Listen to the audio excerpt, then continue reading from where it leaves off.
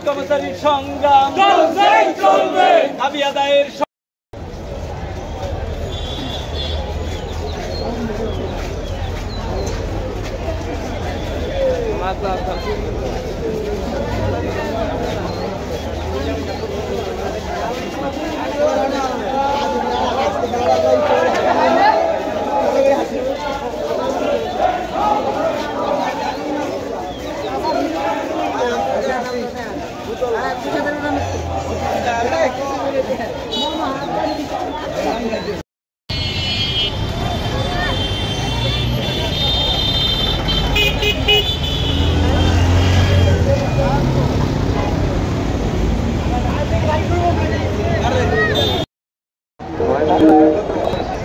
সকলকে অনুরোধ করবো প্রতিদিন আম নেই, তারপরে আয়োগকে মাটি নিয়ে আনি ওটা বিক্রি করে খায়, কিন্তু আমাদেরকে সঠিক শ্রমের মূল্য দেয় না।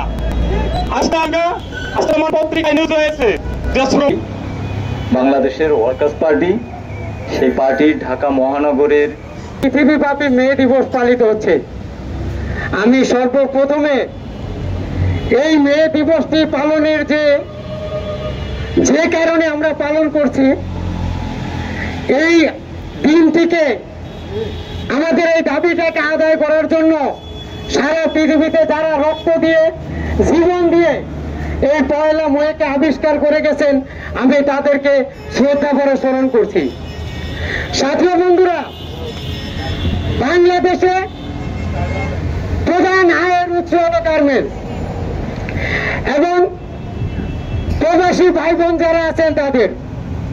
যেই সংবিধানের 14 নম্বর অনুচ্ছেদে বলা আছে যে রাষ্ট্র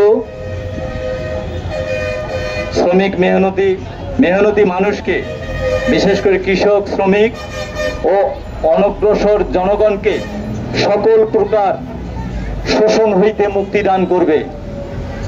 যেখানে যেই সংবিধান অনুযায়ী আমার রাষ্ট্রের সরকার চলে, কিন্তু সেই সংবিধানের ছত্রে ছত্রে কৃষক শ্রমিকের মুক্তির কথা বলা আছে, তার ন্যায্য মজুরির কথা বলা আছে, সেগুলোকে যারা রাষ্ট্র ক্ষমতায় থাকে তারা বাস্তবায়ন করে না। পাশের দেশ ভারত, আমার পাশের দেশ পাকিস্তান, সেইখানে আপনারা শুনলে অবাক হবেন, সেখানে জাতীয় ন্যূনতম মজুরি নির্ধারণ করা, সেখানে 18,000 টাকা ভারতের ওই কেরালায় দেওয়া হয়, এর নিচে বেতন দেওয়া যায় না। আমরা বাংলাদেশে দাবি করেছিলাম আজ থেকে 4 বছর আছে যে আমাদের জাতীয় নিম্নতম মজুরি 20,000 টাকা করতে হবে। 4 বছর আগের সেই মজুরি আজকে 4 বছর পরে দ্রব্যমূল্য, আমাদের কাজ আজকে যে জায়গায় গিয়ে দাঁড়িয়েছে, এ দিয়ে আমার জীবন চলে না, সংসার চলে না। 12,500 টাকা বহুত কষ্টে আমরা দাবি করেছিলাম, 23,000 টাকা আমাদেরকে টানতে টানতে নামিয়ে অর্ধেকে নামেন, বললেন এটা দিয়ে চলতে হবে। বাজারে গেলে দেখা যায় আমার ওই 12,500 টাকা 20 দিনের মধ্যে খরচ হয়ে যায়। কি ভাই, হয় না?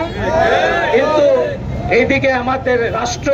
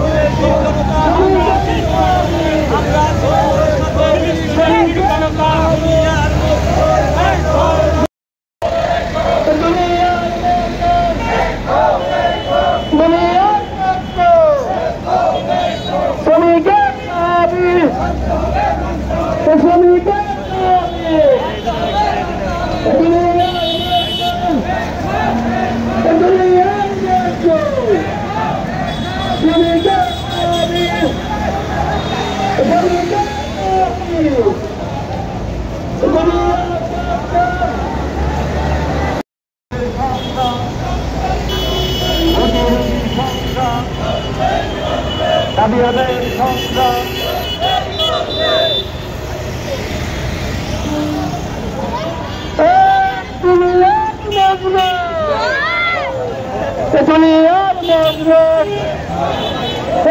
শ্রমিকের সংগ্রাম, এই রীতির সংগ্রাম। গাজীপুরে বিভিন্ন শ্রমিক সংগঠন বর্ণাঢ্য শোভাযাত্রা, আলোচনা সভা, শ্রমিক সমাবেশ ও সাংস্কৃতিক অনুষ্ঠানের আয়োজন করে। সকালে চন্দনার চৌরাস্তা থেকে গার্মেন্টস শ্রমিক ঐক্য পরিষদ সহ 16টি সংগঠনের উদ্যোগে শোভাযাত্রা বের হয়। সিরাজগঞ্জে সকালে দিবস